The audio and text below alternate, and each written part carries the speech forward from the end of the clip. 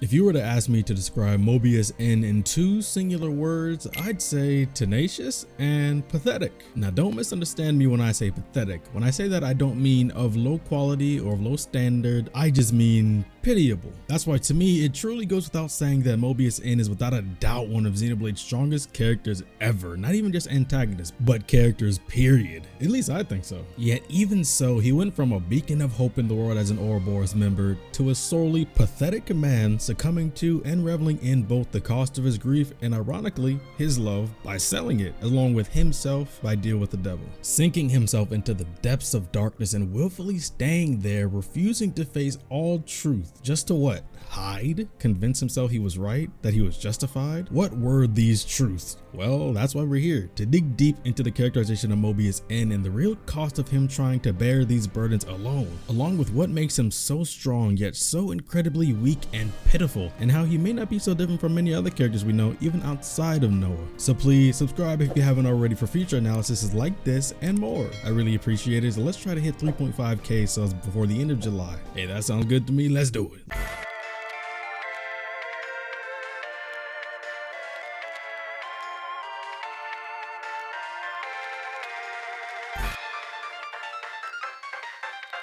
Let's think of when N was just a normal man. His will and desire not only to be with M, but to free the world from Moebius no matter what and save the lives of everyone that resided in Ionios, whether in the cycle or not, was otherworldly. Even enough to bring the Sword of the End into existence, which was a feat even beyond Zed's understanding, one that he chalked up to as some machination of fate. But regardless of the strength of his love and the power of his will, whether they were killed and turned into blue motes naturally or turned into gold motes from living out their lifespan even as a citizen, can you really say N had done enough? Do you think N went as far as he could? Do you think even asking that is fair? Well, let's talk about that because that's pretty interesting actually. First of all, even being able to do all of that is honestly incredible on both N and M's part. I'm not sure about M, but I know that at least that the game seemingly tried to hint that N would have dreams of his past lives. So even subconsciously at the very least, N time and time again was dealing with life confronting Zed and Moebius, failing, being reborn, just a seemingly endless loop of pain and loss, and for what? Maybe eventually they'll get a win? Man, even Zed recognized him and had to straight up ask, how many times has it been now? Yo, he hit him with the SpongeBob. How many times do I have to teach you this lesson, old man? But at the end of the day, this just led to this one moment with Zed, decided by N. Call it a fixed point, a canon event, a decision that shifts the world line from one attractive field to the next, or any other time travel concept reference for a critical moment in a story. This is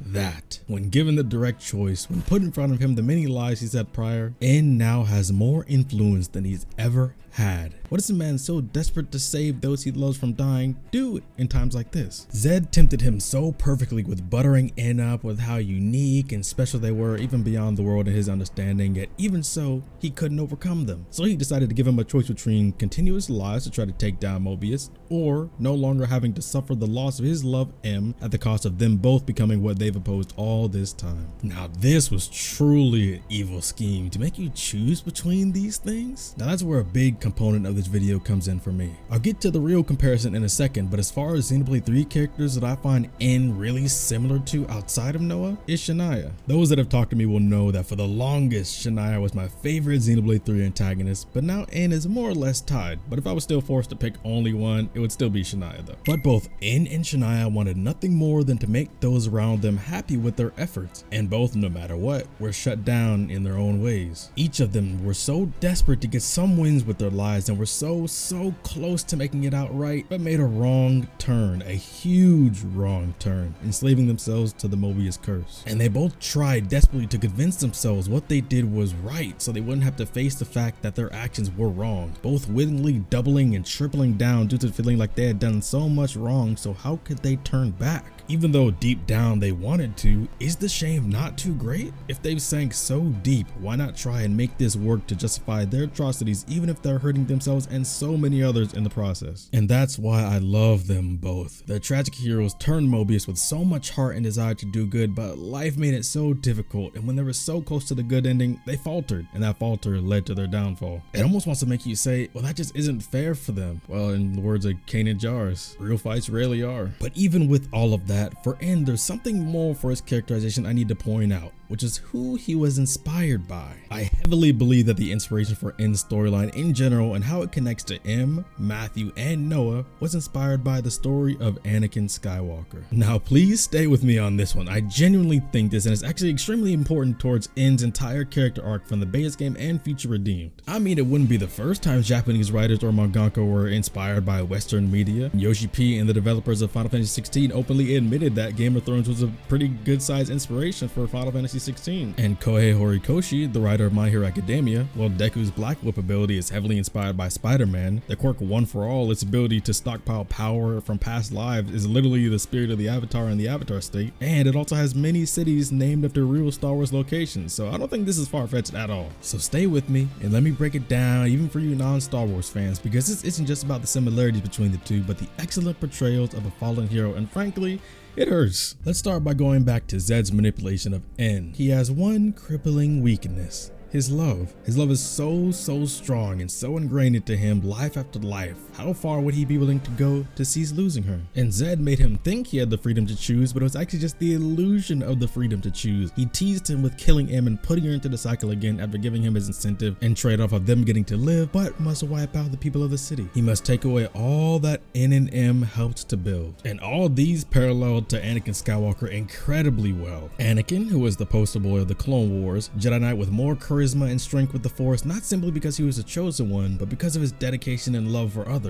But that love, just like N, could be risky because of how it could be exploited, and him losing it could cause him to change. Of course, his love isn't the issue, but people tend to do drastic things when they lose that love. When his mother was killed in slavery, he went and killed the slavers that kept her, but not just them, also their families with women and children. Darth Sidious, as Chancellor Palpatine, placed himself to be essentially a father figure to Anakin. He revealed himself to him and teased Anakin with the ability to use the dark side to save his wife Padme from dying in childbirth. Of course, Anakin was greedy and wanted the power, but without turning to the dark side. But this was not possible. He had to choose. Then instead of allowing Sidious to be killed in combat against Mace Windu, he killed Mace Windu instead. Also, Sidious could give him the power to save the life that he so wanted. He became Darth Vader and was then tasked to wipe out the living Jedi through the Order 66, including all of his friends and companions. Now, doesn't that sound strangely familiar? Now, even though N did hesitate at first, he still agreed in the end. He turned Moebius and stuck into an eternity of living off the lives stolen from others, feeding off every single ember. Although he did save M, he still lost M because their relationship was no longer the same and it was now a power dynamic, all because he didn't want to lose anymore. But he was never gonna get what he wanted. His decision was to deal with the devil, just like Anakin's, so he ended up losing them all anyways. N lost the citizens, he lost his son Gondor, he lost M because he was no longer the Noah she knew, and he lost himself, subjecting himself to the curse that it was fine that Moebius ruled as long as his Mia was safe. But that wasn't the truth. Anakin, who is now Vader, was the exact same way. When M saw what N did to the city, she lashed out at him with pure disgust and sadness. And then when Padme found out what Anakin had done, she was heartbroken and refused to accept his offer of joining him to take over the galaxy, and he gets mad and chokes her out. Vader then loses 2 legs and an arm in his fight with Obi-Wan. Padme does end up dying in childbirth anyway, and now he's stuck in the last place he wants to be, forced to wage terror and fear and death across the entire galaxy for who knows how long. They both tried to bear such a huge burden that they didn't have to do themselves, and it cost them. And now they must reap what they've sowed. Yo, can I get a subscribe for all this packed storytelling and characterization? And for any of my Star Wars fans out there that also thought about this, because Future Redeemed made my thoughts on this even more apparent. But yes, interestingly, we find out later in a scene leading to Noah's side story that M was around for over 1,000 years. Now imagine how much depression you would be in if you were M. All those cycles of life stealing when you didn't even want to be here. But you also see the man you used to love that took away everything both of you loved and helped to build. How could she ever think this was worth it? And just like Gondor asked, did his mom agree to this? Gondor truly believed that his mother would want N to just let it go. But how can N? And this brings us to the next biggest factor. Is it too late to turn back? Does he stop and try to overthrow Zed? Or has he done so much bad that he has to continue to convince himself he made the right decision to spare himself the pain, embarrassment, and shame of the guilt? For those that have played enough of Final Fantasy 16, you're gonna think that sounds very familiar. I'm streaming that, by the way. You should subscribe and tune in so you get notified. I'm just saying. And what makes N and M's situation pretty intense, because it isn't like they didn't try. They tried for the entirety of many lives. And it really makes it more complex when asking just how much more is he supposed to be able to do and take before it's too much. That's why it's so endearing to see, even when being stabbed by N, Gondor wanted N to realize that it doesn't have to be this way. Remember the things he tried to tell him when he was a child. Remember what M would want in the first place, and there's no reason he should have to carry this burden because this isn't the right path. Gondor was never even mad about it. He was just upset. Even all the way to Gondor passing the torch to Matthew. As much as Matthew wanted to kill N for Gondor's death, even being shocked to find out N was his great-grandfather, A nudged him towards thinking more deeply about it. The reality N had to face was thrown right into his face once again, with Matthew desperately trying to get N to see what Gondor truly wanted out of what he said. He wasn't accepting N killing him, but he was relying on Matthew to be able to get N to come to his senses and to see the true consequences of his actions, that even with everything, it's not too late. Not to mention Alpha threatening them both, as well as Niall's life. And as much as Matthew was following those instructions, he refused to allow N to kill Niall just to stop Alpha. That wasn't gonna happen. So guess who is the one man that allowed N to be able to come back to the right side, even just for a bit, to finish Alpha off? His great-grandson Matthew. This was the one singular time N opened up. He called Matthew by his name, told him to stand up, and gave him the plan to combine their powers. Of course, Matthew went along with it by telling him to shut up too, but one thing I really liked about how this scene went was that N really passionately told Matthew to release the power of Ouroboros. I got the vibes that it felt like this was the first time in so long he could truly be himself. And with the standoff afterwards, this was N's chance to really turn away from the Moebius life, but he couldn't. And again, this is why I feel like they took so much inspiration from Star Wars, because Vader's arc is very similar in the way that there was nobody at all close to him that could get him to realize the fact that it's not too late, except his son Luke Skywalker. Now in N's case, it was literally another version of himself in Noah, but it was first propagated by his son Gondor, then proclaimed by his great-grandson Matthew, who set on a journey to build his own people, and that allowed things to be brought into existence at chapter 7's end by Noah and Mio, of course. But not before the intense, heartbreaking, and cruel path to that point through the clash against our main party. And what did he learn in the end? Well, let's go through just how much N had to be bashed in the head over and over to eventually have its over 10 centuries of Moebius life lifted from his mind, soul, and spirit. We get to see the first ounces of N's severe case of sadism, simply to satisfy his own feelings of making the right decision turning Moebius in the first place. N went out of his way not even to just simply defeat our Ouroboros group, he wanted them to suffer. He wanted to just keep slicing off the limbs of their transformed forms and let them regenerate until their forms used up their time limit, just to completely put them into despair. He wanted to make them feel like they had every chance and then take every last one of them away, to make them feel so powerless against his sword of the end, backed by the potency of Moebius' power. Now this is both so infuriating but so saddening. Of course, by this time we don't know about the saddening part, but looking back we can see he's so desperate to be right. He's so desperate even now to claim, as he says, showing them how hollow their hope rings, as he devises this plan to keep them in prison with Mio in a cell separate but right next to them, all while forcing them to wait out the entire last month Mio has left to live with their powers sealed, all to make them feel what he considers to be anything close to the sorrow he's had to keep inside, locked down from the choice he made, and then still wanting any amount of the dramatics and desolation placed upon them to prove that Zed and Moebius are the only victorious path, even sparing no sympathy for an alternate version of himself as he attempts to get Noah to off-see Mio, dropping his flute at his feet, telling him to pick it up. And oh man, I got so heated at this part. I was ready to jump through the screen and box this man up myself, because that was dirty. Of course, come the intro to chapter 6, we got so much more of the revelations I've discussed on N and M's lifetimes, but N still forewent all of these things. And as Mio, now in M's body, revealed herself, N's first time losing M in over 1,000 years set off his trauma. He gets exposed for his treatment of M for all these Moebius years. And one thing I've seen said that I heavily disagree with is that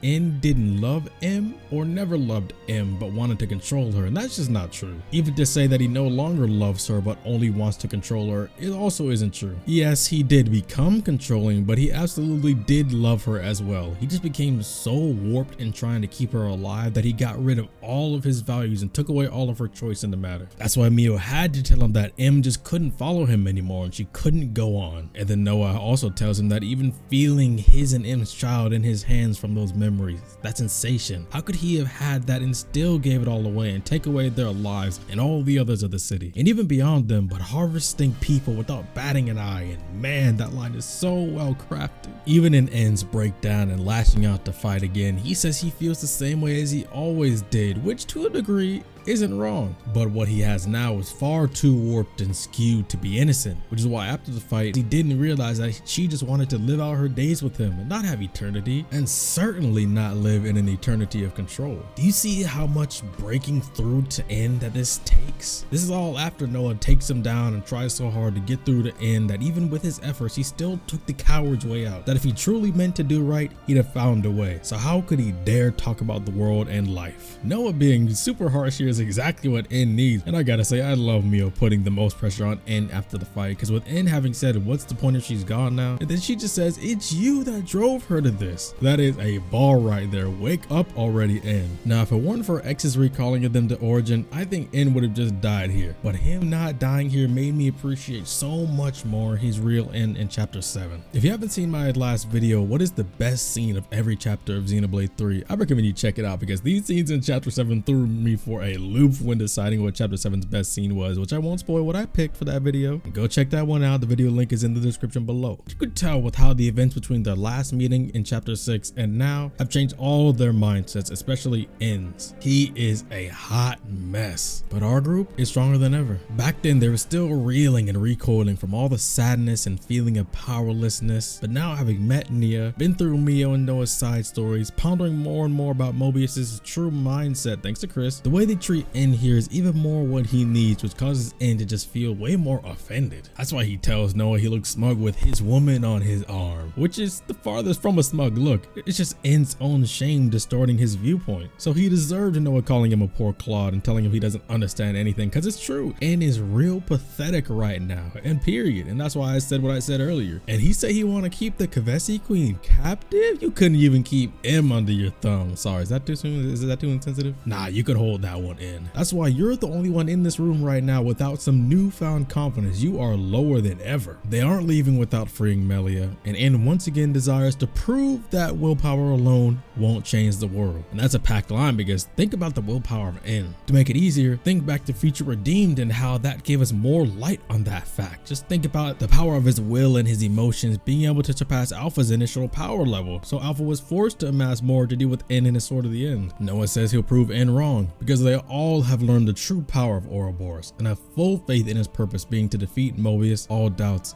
gone. What do you think N has to do after all of this? What do you think he decides to say and act out? He feels like he has to go deeper. He feels like he has to make an even bigger safeguard to defend this distorted world and call his feelings of the void out. So of course Noah says that's just his sadness making him feel that way, so they're rescuing him. And like I said, this more saving approach rather than defeating approach is causing N to be so much more aggressive than he's ever been. Even at his lowest point, he doesn't want their help because he really feels like he's beyond saving, and he needs every ounce of proof that he didn't make the wrong decision all those years ago, even if they can fully understand why he chose what he did, and they admit that. After round 1, we get the scene regret and hope, and this shows N in the most erratic, manic, and stubborn side, because he's not just on his back foot, but he's confronted with every personal question he does not want to face. Why could you bring yourself to murder the city's people? What about M's feelings? And how could you do it also to M's people, what she loves about them, what love she had for them? And it just brings me back to what Mia was saying in chapter 6. You are Noah, aren't you? So N lashes out saying that Noah's the one that couldn't protect her, that he was powerless, and that now she's gone. But N, you still don't get it, do you? He really doesn't get it. He really doesn't get the fact that M's decision to help out our Ouroboros group, help them out of a scenario that they were more likely to lose, was all due to his own actions, driving M into a corner, making her feel hopeless. But just like Ethel said, they are now everyone's hope. Ouroboros always has been, really. N knows he messed up back then, which is why Noah says he did, and that now he's become the embodiment of regret. So N can do nothing but sob or call him arrogant, and then once again deny them being the hope for this world, and especially to save him. Even after losing everything, how can N still fight for the actions he chose? I mean, think of all he did again. That's what makes N such a deep, tragic, but well-written antagonist. All this history and love and despair, but baggage and tenacity and stubbornness will not make N seeing the truth be an easy feat. Then, after N has no fight left, another one of my favorite lines and moments in the game. Because you've changed, you still don't understand. You were together so long. How can you not get it? She wanted you to go back to the name Noah. She wanted you to call her by the name Mio. Even N didn't stand a chance, to both Mio's point as well as her tears right now. And what a stellar line and way to drive the point home. And the VA did a beautiful job executing that. Beautiful. Beautiful. And that's when N finally has to ask, why did they succeed? Why do they get to win? And Noah just says maybe they got lucky. And N is in disbelief. Of course he is. Noah and Mia both mentioned how they entirely get the path N took, even if it was still horribly wrong, but they were able to succeed because of the people they had with them. And then the parallels with other characters they just don't stop. Because as Mia regales M's final feelings, with tears in his eyes as Noah extends his hand, saying he could still move forwards even now. And a true Vader returning to being the Jedi Anakin Skywalker, and Roxas returning to Sora moment, N takes Noah's hand and accepts the truth of what they, as well as M, intended to get through to him all this time. Then in another Sora and Roxas plus Kyrie and Naminé moment, N and M separate from Noah and Mio because they're still Moebius, even if they existed inside of them. So with Zed dying, they can't stay here or else it will only allow him to hold more power, embodying the intense desire of eternity, a persisting of the endless now that the world has desired for. And after all that, having to beat N over and over again, both verbally and with fights, no matter how much the gap was widening between them in power, none of them having the ability to do it alone, but as one, including with M being able to stop